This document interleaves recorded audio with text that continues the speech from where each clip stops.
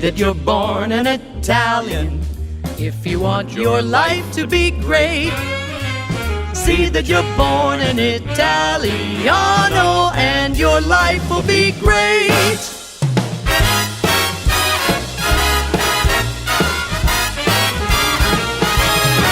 How about some Donadell? That's a nice.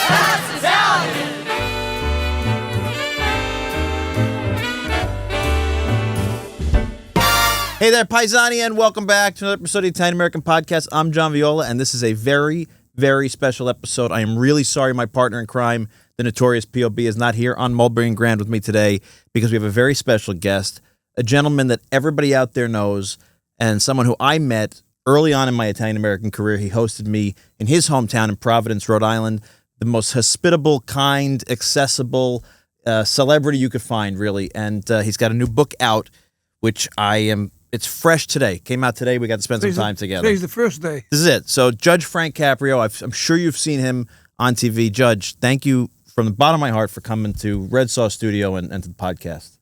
Thank you, John, for your hospitality. You're the best. And I want to make a disclosure today that this is a very special day for me to be on Mulberry Street. Because my father's family, when they immigrated from Italy, they immigrated to Providence, Rhode Island. But what very few people in my own family know is that on my mother's side, the Della Iaconos, when they immigrated from Italy, they settled on Mulberry Street. Right here. Right here on Mulberry Street. And my mom, occasionally, we would take a trip to New York, and she would show me where their apartment was on Mulberry Street. So your mom grew up down here? No, it was before she was born. Oh, before she was born. Wow. But she knew where it was, though. But she knew exactly where it was. Was she born in Providence? She was born in Providence. How did the family migrate up to Providence? Do you know? Well, Providence had a very large Italian population, and usually it was because of marriages and romance. Someone met someone, and they married someone from Providence, and one of my aunts did, and that's how all that happened. Everybody went. You grew up in the city of Providence when it was primarily Italian-American, right? Well, certain areas of Providence, the Federal Hill area is where I grew up, which is still Italian-American. Yeah. Not as thickly as it was, but I was brought up in an Italian neighborhood where I would say 80% of the people emigrated from Italy.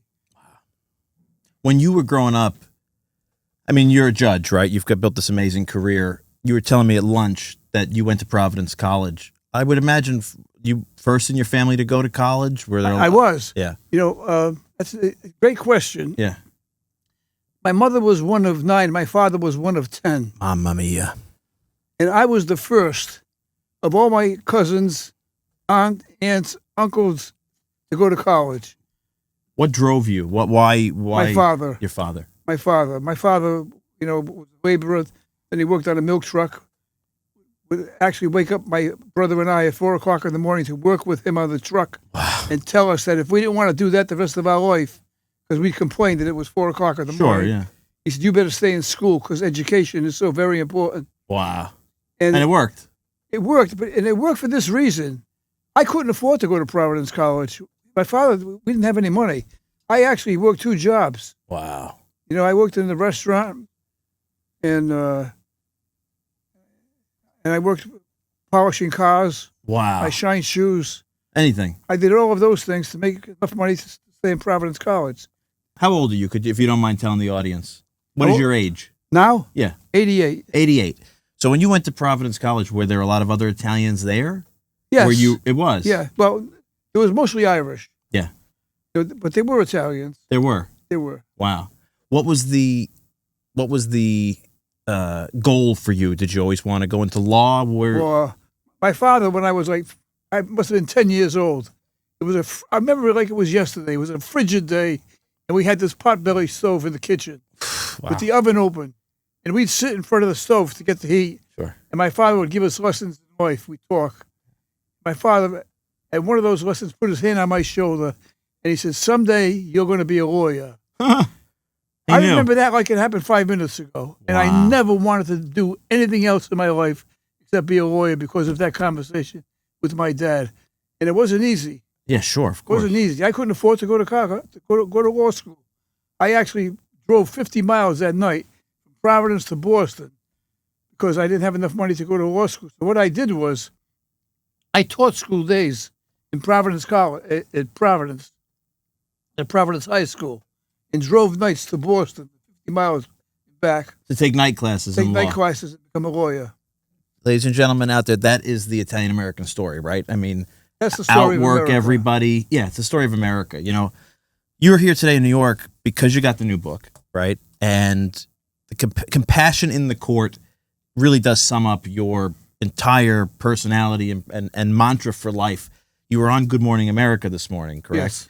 And I watched the clip with you when it aired over lunch, and they were talking about your devotion to compassion. And you referenced your dad as the source of where you got this empathy. So it sounds like you were very, very close to your father. Tell the audience about his influence on you in this personality of compassion. When I was very young, I would go to work with my dad on the milk truck. And came from a working class neighborhood. The people that he was delivering milk, many of them had a lot of kids and they couldn't afford the bill. But I was exposed to my father's generosity, his compassion, his understanding of human nature, where if people had children and they weren't paying their bill, even though he was ordered to stop the milk, the company, he would never do it. He would never do that. Sometimes he'd take money out of his own pocket, which he didn't have, Sure. you know. But it was the influence of my parents and my mom. You know, my mom, we didn't have enough. We didn't have that much. Yeah. But my mom would be cooking for people who didn't have food. Yeah. You know, and my dad just would help anyone. So it was my upbringing that really has formed my mentality and my generosity, and my understanding of human nature. And really your interpretation of the law, right? Because you become famous as a compassionate judge, not just a compassionate judge, but really a judge who takes interest in the human being in front of him, right? I always subscribed to the theory that, notwithstanding whatever the charge was, that I should probe into the background of the person who was before me. You know, do they have children? What's in their background? Do they have a tough life? Are they presently having a tough life? So to find out about them, to find out like where they really live, Yeah. and take that into consideration. Many judges won't do that. They'll just look at the offense and the punishment. But I always thought it was incumbent upon me to probe into their personal life to understand if they deserve the break. Don't you think that that's part of the Italian character, that empathy for humans and obviously this is America and you are a judge of the law and the law is very black and white, but in Italy and the Italian mentality and even the way they prosecute law is different, right? There's interpretations that are different. I feel like we as a people have an empathy built in to even our interpretation of the law. Things can be sort of seen from different perspectives, you know? Isn't that the case? It's an empathy, it's a compassion, it's an understanding. You know, it's taking all of those factors into consideration. I mean, I can remember with people coming before me who were obstinate and rude.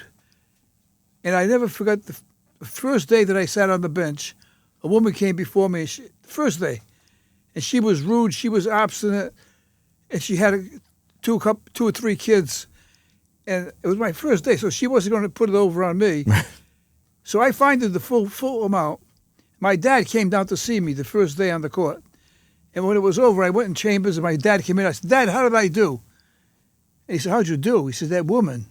I said, "What woman?" He said, "The woman that you fined." He said, "She had 3 kids." Wow. I said, "Dad, she was very disrespectful." He said, "She wasn't disrespectful out of disrespect. She was scared. Yeah. She was scared. You didn't take her personal situation into account. You can't do that. You have to understand where the." And that was my first day on the bench. Wow. I never forgot that lesson thereafter. What year was that, your first day on the bench? Do you remember? I went to the bench in 1985, right? 1985. And from that point on, from day one, your mission has been to address these people's lives. But you've become a sensation through social media.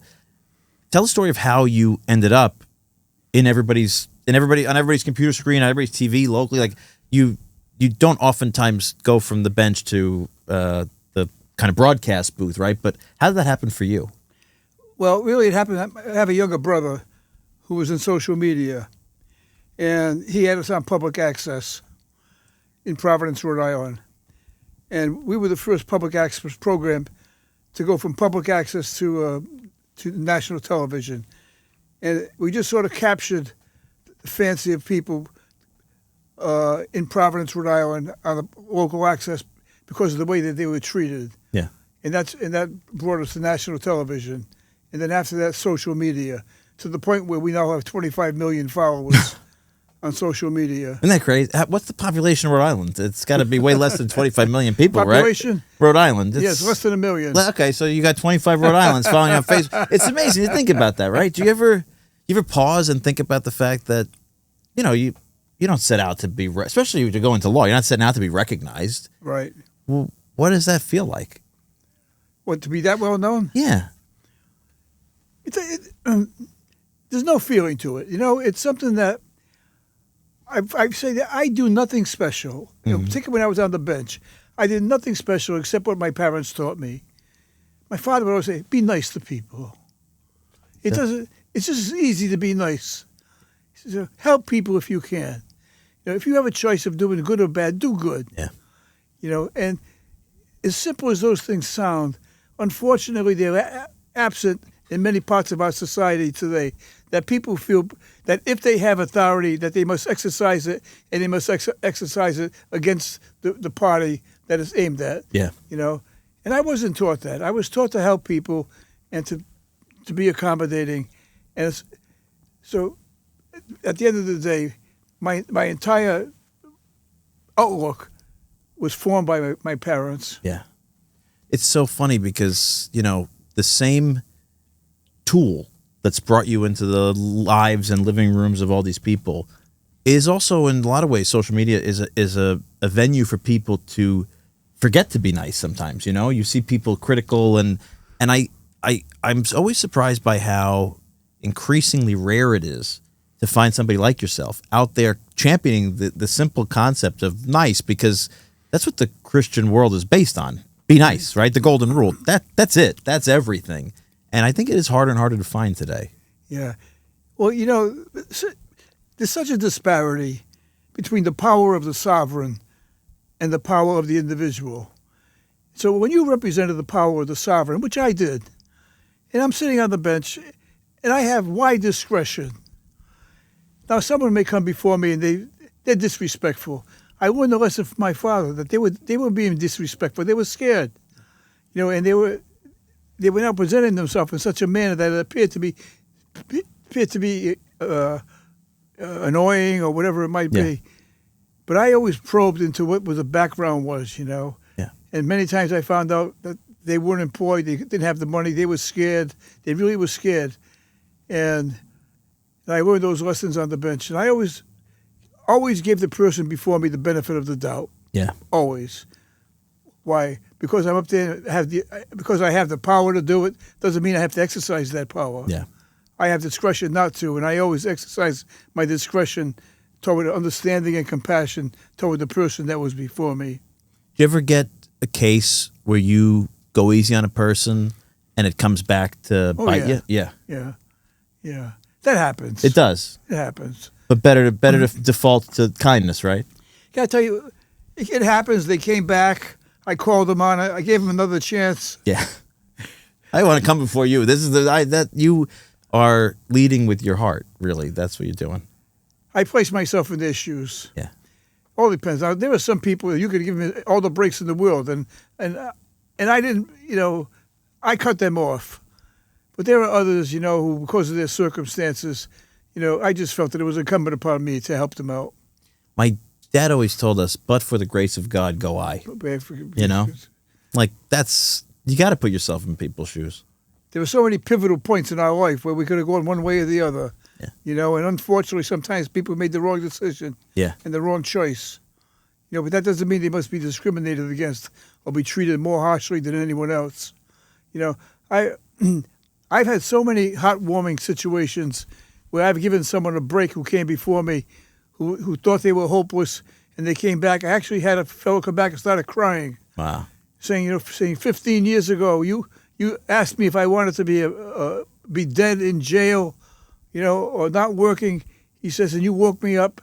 He says, and today I'm a truck driver. He showed me his license. That's awesome. And he says, you've changed my life. And that was so heartwarming for me. And I've had so many experiences where people have come back and said there's something that I told them, gave them a break. Yeah. And said, where do you want to go? Where do you want your life to go? It's amazing how little. It actually doesn't take that much. I mean, you say it costs nothing, but it also doesn't take that much to Exactly just right. be kind, All they need is to know that someone cares about them. Yeah. Yeah, I don't think people think about that. Someone cares. Yeah, caring is... Well, I mean, think about how kind and hospitable you were to me. I was a young executive at the National Italian American Foundation. I came to Providence. You hosted us. Obviously, you're passionate about your heritage and what your parents' story means to who you are. What has your experience been as a civic leader of the Italian American community in Providence, and really now a role model around the country? Kind of, where do you see this Italian American life going over the next 20 years? What's going to happen to our community? If you had to predict. Well, I think the influence is waning. I think our best days, unfortunately, may be behind us. Yeah. But I hope not. How does it feel in a place like Providence? People participate? Do they still come out and support? They do. Yeah. They've been very supportive. Providence is a very close-knit community. We're small. Yeah. We're the smallest state in the union. Providence is a small city. Yeah. And I've been treated royally there. So it's I feel as though I'm fulfilling the wishes of my parents. Yeah. Yeah. I think about visiting Providence and some of our conversations about the place. And up until the last census, Rhode Island was the most Italian state in Yes. America. Now, Connecticut has apparently surpassed, I'm sure, by not that I much. think New Jersey. New Jersey's got the most Italians, Most but by Italians. percentage Is Connecticut. is Connecticut now, from at least the last census I saw. But I always feel like Rhode Island, Providence, I mean, obviously it's not that big. It is kind of like an Italian safe zone. You know what I mean? Like it's Well, so... it was. Yeah. What I never realized until later was that Providence was a port of embarkation, of entry. Oh, I didn't know that. I actually thought that my father, when he came from Italy, came to Ellis Island. And I learned from him that, no, he came to Providence. Wow, that's amazing. And my father was one of 10. So they all came from Providence. My mother's parents, they came to Providence. So we had a port in Providence where people from Italy came. So we had a very, very large population of Italians. Let me ask you an insensitive question. Do you have a favorite restaurant in Providence? I do. Could you tell us? Well, I can't do that. See, that's fair. It's okay. Very good. Good answer. You can't tell. How about telling the audience about where you took me, and I know you took Sabino I have a and favorite Rocco. restaurant in Narragansett. It's called the Coast Guard House. I've I'm one heard of that. owners. He's an owner of. Okay, so if you're in Narragansett, the Coast Guard House is the place to go. How did you end up in the restaurant business? I ended up in the restaurant business because of a friend of mine who was the manager of a hotel down where I live in Narragansett, and I became friendly with him, and he was able to. He was so skilled in the restaurant business that he was managing for someone else. And finally, this restaurant was never successful. And he said to me, would you like to come in and be a partner with me in this restaurant? I didn't know the first thing about a restaurant business. Sure, yeah. I'm not sure that I know that much now because he was running the Somebody's place all got to these do it, years. yeah. So that's how it all started. It started through a friend. And it's been, what, 40-something years? I beg your pardon? You've been there 40-something years? You've had 40 the years, restaurant? yes. That's unbelievable. And it doesn't sound like an Italian restaurant. It's an American food? No, it's mostly seafood. What's your favorite non-Italian food? Steak. Steak. Me too, actually. Yeah, I'd go for a steak I over. like steak. Yeah, me too. I like steak. And I don't like steak like pizzaiolo style. I want like a real, just straight I love steak. a pizzaiolo style. Yeah, I don't like it. See, I don't like a pizzaiolo steak. Oh, you like it just broiled? Huh? Just broiled. Yeah, exactly. Yeah. Maybe some onion, potato, something like No. that. But Very. Maybe it's the pizzaiolo. You better check it out. You know, I gotta try it again. Maybe that's what I gotta go have some steak pizzaiolo. It's never been my thing. I gotta try it again. My grandfather always ate it that way. That's how he always ate it, steak pizzaiolo. So, I want to ask you. We were talking at lunch, and you were telling me a couple stories about some of the people that you've gotten to know, Italian Americans. You know, pretty famous names. You said you got to go see Rocky Marciano fight a lot. I did. Your dad was a boxer. Yes. Can you tell us a little bit about that? I mean, Rocky Marciano, to me, is one of the sort of deities of the Italian-American pantheon. For those in the audience who don't know, I hope you know, he's the undefeated champion, really one of the best boxers ever. What was that like, and what was he like? See, Rocky Marciano, most of his fights were fought in Providence. He was from Brockton, Massachusetts, which is about 30 miles from Providence. But he was promoted by Providence fight promoters. And so and he fought at a place called the Rhode Island Auditorium. And I think Rocky had 49 fights, and I think maybe 40 of them may have been in Providence. Wow. You know? So he was at 52-0, 52, I think 49, 52. Just something like that. Somewhere. That was his record. But one thing for sure, he wasn't defeated. He was undefeated. Undefeated. Yeah, never lost a fight He was ever. undefeated. That's why, people say all the time who was the best. You know, you can't really judge apples to apples, but he was up there. He used to fight in a building called the Rhode Island Auditorium. It held 7,000 people. I saw every one of his fights. What was he like as a person? Very humble. Yeah. He was a very humble guy. There was a fight referee. My father was a former boxer, and one of his boxing mates was a referee named Shockey Bonanno. And Shockey refereed most of Rocky's fights. So Shockey would get me into Rocky's dressing room before the fights. Wow. And I'd get in to see Rocky. It was like I was seeing, God. Yeah. And Rocky was a very humble guy, and I was just a young kid. He'd have a fight coming up, and I'd be in the locker room saying, "Good luck, Rocky." That's good luck. amazing. I can't even imagine that. Did you have a favorite fighter? My favorite fighter? Yeah. Rocky. Of all time? All time. Yeah. All time. I mean, personally, yeah. Great fighters. I mean, Sugar Ray Robinson was great. Yeah. Muhammad Ali was great. Yeah. But Rocky, I think Rocky would have beat them all. You do? I do. We're going on record with that because that's always a bone of contention for people, How would Rocky have held up Rocky against... told confidence, I'm going to get in trouble for saying this, but he told some of his confidence after they had the shadow fight between he and Ali that he would have won. Wow. That's amazing to think of. Rocky Marciano versus Muhammad Ali would be like, if you could go back in time and set up a fight at their prime. You go through some of Rocky's fights, they're almost... If you look at that first Rocky fight with Joe Walcott, even though you know the outcome, watching that fight, you say, he could never survive this. He could never survive this. Yeah. And he took that punishment for 13 rounds. Yeah, it's tough. And then with one punch, he ended the fight. Do you still watch boxing? I do. You like anybody now? No. No. Different sport, really, right? No, I mean, it's really a different sport. There's no one that really excites me now. The last person was Vinny Pazienza. Vinny was great. Vinny Pazienza. Well, I have to say, I think if I could go back and rewatch the Gotti Ward fights, those are three fights that I was a big boxing fan my whole life. The last three fights that I really loved was Arturo Gotti and Mickey Ward. Those were three great fights. Yeah, boxing doesn't have the same, I don't know. No, it doesn't.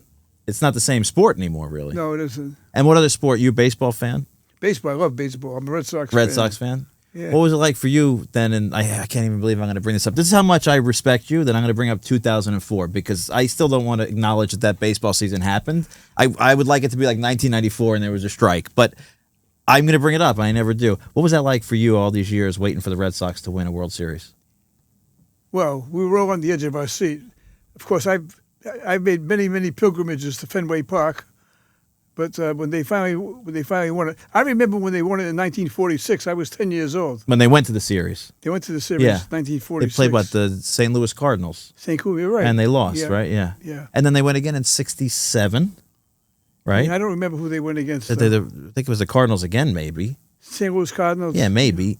And then what? Then Bill Buckner and the Mets, 86. Buckner. That's horrible. I'm sorry. But, I mean, 2004 had to be elation to watch that happen after all these years. You have a favorite Red Sox? No. No. Ted Williams was my favorite Red Sox. Ted Williams was great. One of the not the highlights of my life, but one of the more enjoyable parts of my life was I threw out the first pitch You did. at a Red Sox-Yankee game. Oh my gosh, when was that? That was about 6 years ago. That's awesome. That's Yeah. got to be wild. And I threw a strike. I'm sure you did. I'm very confident you did. You know, you were telling me we had lunch with your sons. One of your sons was the captain, Captain of the Harvard baseball team. baseball team. That's unbelievable. Yeah. And played football. And he played football. That's amazing. He was all East in football, all East in baseball. Did you play ball? I didn't play professional Sandlot ball. ball. He I did, mean, yeah, you did. Yeah. I played ball. What'd you play? Shortstop. Oh, wow, shortstop, huh? Yeah. How about Dom DiMaggio then? Growing up, were you a fan of Dom He DiMaggio? was my favorite, Dominic DiMaggio, number 7. Yeah. The nice DiMaggio brother, basically, he was, right? Everybody says he was nice. He was nice. Yeah. He was nice. And we shared stories, we don't have to share them here, but about Joe DiMaggio at lunch because you and I both had instances to meet him and he was not particularly sweet. Well, Joe had his attitude, you know. Yeah. But, you know, Joe had his attitude, but he could back it up. Oh, Some people had an attitude they couldn't back up. let me say something. I don't care what anybody says. I'm a baseball fanatic, as you are. You can't ask for a 5-tool ball player better than Joe DiMaggio. Yeah. And more natural than Joe DiMaggio. Maybe Willie Mays. Maybe those two. When I talked to DiMaggio, he was still talking about when Ken Keltner was playing third base, and DiMaggio had a 56-game hitting streak, Wow. and he was still angry at Ken Keltner because Keltner played him 20 steps behind the bag at third base because he was a post hitter. And he knew. And DiMaggio hit 2 screaming line drives that would have been doubles if he didn't play behind the bag. And he broke a streak. And he broke his record because he then went on and I think had another 20 after Yeah, that. 18 games. It's like if he doesn't break the streak at 56 in Cleveland, Right. one night in Cleveland, 0-0, goodbye streak, DiMaggio, right? If he doesn't lose the streak, then he goes on for another 18. It was like 71 games he would have hit or something. Right. I mean, the guy was unbelievable. Yeah. As a matter of fact, he's back here. A little statue of him we keep on the set because he means a lot to me, as do a lot of these Italian American icons, and you know, they're role models for everybody. Yeah. I mean, DiMaggio may have had an attitude, but he deserved it. Yeah, he did. He deserved it. Williams had an attitude as well. Oh, Ted Williams was crazy, right? I mean, he wasn't Italian crazy, but he was crazy. He was I mean, he crazy. was a tough. But I can tell you, I got to meet Ted Williams, and he was really quite accommodating. My son Frank played baseball for Harvard, and they had their summer camp in Florida, and they were down there with the Red Sox. And my son Frank was up playing the Tucker Red Sox, and he hit a home run. And I'm screaming, and Williams is there, and he yells over to me, "Is that your kid?" I says, "Yeah." He says, "Come here." Wow. And I went over, and for that 1 week that I was there in Winter Haven, Ted Williams and I became friendly. Oh my I had gosh. his address. I sent him notes and letters and whatnot. So, and he was just the opposite of what people think about him. Yeah. That he was rude, but he was quite a guy. And what I found out about him was that he was a real American hero. Yeah. He's the closest thing to. He was a real John Wayne. Yes, he was. He fought in World War II and Korea. Went to Korea. Flew planes, right? I mean, Crashed. Crashed, right? The guy was a super and probably the best hitter. You know, hitting machine, pure hitter, really ever. For those out there who maybe are not baseball fans, we're talking about an amazing, one of a kind talent and a hero throughout New England, obviously, right? Oh, yeah. That guy must have been walk on water in New England. He had the chip on his shoulder, Yeah. but he deserved it. But you know, you talk about the having a chip, deserving it, and what you earn, and guys like DiMaggio, guys like Rocky Marciano, singers like Sinatra, Dean Martin. You know, for a guy growing up in your generation, they were the only heroes, right? I mean, Right. that was it. That's all right. the Italians had, right? That's a big responsibility, really. I don't think people realize that, how much the community needed these people. You're right. You're 100% right. I can remember the arguments on the street corner when I was a kid. Who was the best player? You know, Mantle or DiMaggio? You know, Yeah. the Yankee fans. Yeah. And it boils down to also who you relate to. Like I always think about, you talk about Ted Williams, and I think of a video of Ted Williams watching a young Mike Piazza as a favor really? to Tommy Lasorda, who was his godfather. Mike's become a good friend because he's so active in the community. And growing up, I was a Yankee fan, and when he came to the Mets, I always told him, like, I never rooted for the Mets, but you were the last Italian ball player to me. I rooted for you because you were Italian, and I related to him. And I think that may be gone now. I don't think people think about. No, they don't. It's different. It's a different world. Because we always talk about my dad. Like, I'm 42 almost, and I remember being a kid thinking like, Republican, Democrat, didn't matter. Italian, you voted for the Italian. You know what I mean? It's not. You don't see that anymore. No. What was a different era? Different era, yeah. It was a different era. We're more homogenized now. Yeah, we belong to something, I think, kind of more spread out than we used It's more to. marriages, too. Yeah. Before, if you were Irish, you married an Irish. You married an Italian, you married an Italian. But today, that's not so. Today, it makes no difference. No, my mom's parents were from Bari and Sicily, and they were like a mixed marriage. Right. My buddy's great-grandfather had a very difficult time with the idea that my grandmother was marrying my Sicilian grandfather. I mean, it was like, imagine now, you'd think that's like a joke to people, Right. but it was true. It's how it was. So we were certainly more limited. And Well, I think we've been privileged to have such a great heritage, yeah, and the fact that they were so committed to their heritage. Because I was brought up saying, you're something special. You're an Italian kid.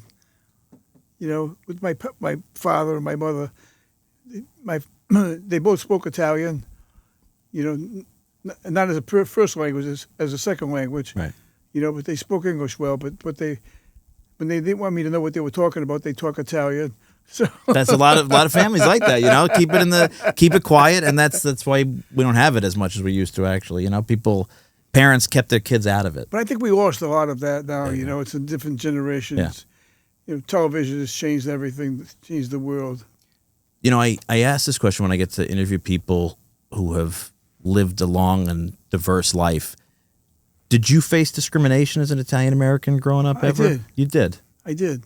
How did that manifest itself? It gave me more of an incentive to succeed. Really? Yeah, I remember, as a simple example, I was a freshman in college. Now, I didn't have much as a kid, so I was a freshman in college. Now I'm a college kid. I'll never forget I had like white bucks. So I said, wow, I got the white bucks now. All the Irish kids wear the white bucks. Those are shoes. Yeah. Yeah. So I had a date. I met this girl. I was working in a restaurant at a counter, and I asked her for a date, and she said, okay, you have to pick me up at my house. So, okay, so I went, and I got my father's 46 Chevrolet, and got the white bucks, and I go to the house, and knock on the door, and her father's sitting in a recliner, and she opens the door, she says, come in. So the guy looks at me, I says, hello, sir. I stick my hand out, he went like this. So she's getting ready, and he said, what's your name? He says, Frank. He said, Frank what? Frank Caprio.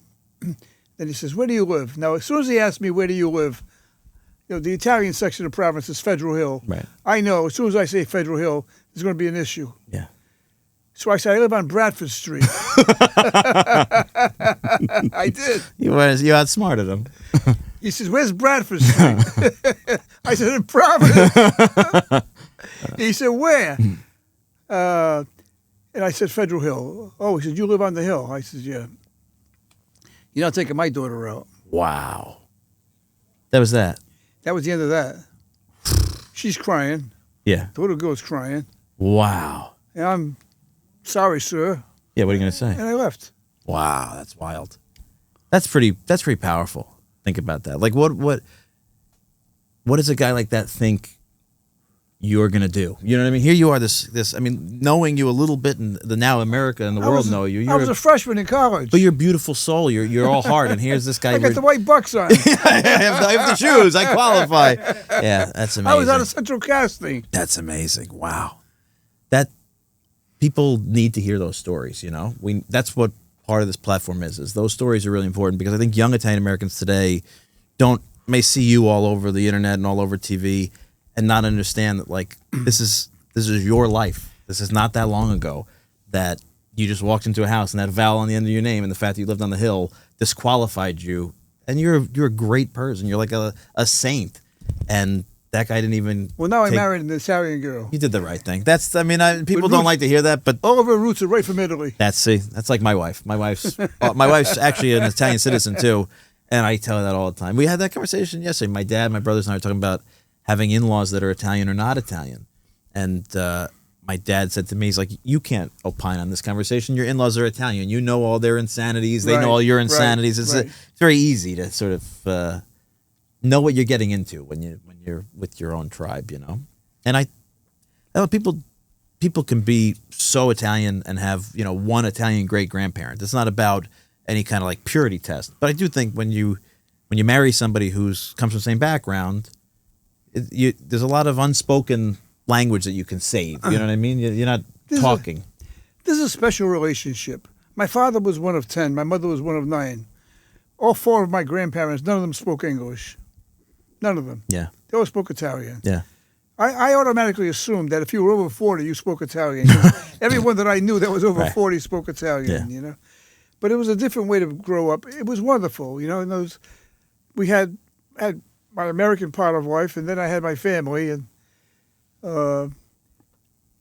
the care and love of my aunts and uncles was just like I had parents. I had an additional 20 parents. I completely understand that. My aunts and uncles, I try to be that way to my nieces and nephews because I say to people all the time, I mean, like I had this conversation when we did our youth conference the other day. I said, you know, all this science now, all these different studies and articles, and to say, you know, studies show that children who know their heritage or children who are raised with extended families are more psychologically healthy. And then I mean, we don't need studies to tell you that. We know that's the strength of who we are. That extended family and that 20 sets of parents. I never questioned whether I was being loved or not. Yeah, me too. Exactly right. That's the truth. You feel loved all the time. I knew I was loved. See? Sometimes I was loved too much. I know that feeling too, yeah. I'm not going to tell a story on the air because my mom watches the show now and she gets mad when I tell stories on the air. But I tell you a story about being overloved by my mother once. Involves her coming out at midnight looking for me in high school. But that's you. You are a person of love and compassion in the court. You could use the word compassion. You could use the word empathy, but it's love. You're just a man of love. I very simply place myself in the shoes of the person before me and understand what they're going through and act accordingly. You're the best. I'm going to do what Pat would usually do and say, go out and buy the book, a 2-year journey for you to put this pen to paper. It's an amazing life that you've had. And really, just an example for all of us. You are such a kind, wonderful soul to be here and give us the time. And thank you from the bottom of my heart. Thank you so much. As an Italian-American and as an admirer. Thank you very much. Thank you. Everybody out there, I hope you've enjoyed this. Go out, get the book, Judge Frank Caprio. This is a gem of a human being, someone I'm proud to call a fellow Italian-American. Thanks for watching. We'll see you next week. If you want your life to be great, see that you're born an Italiano and your life will be great. See that you're born an Italiano and your life will be great.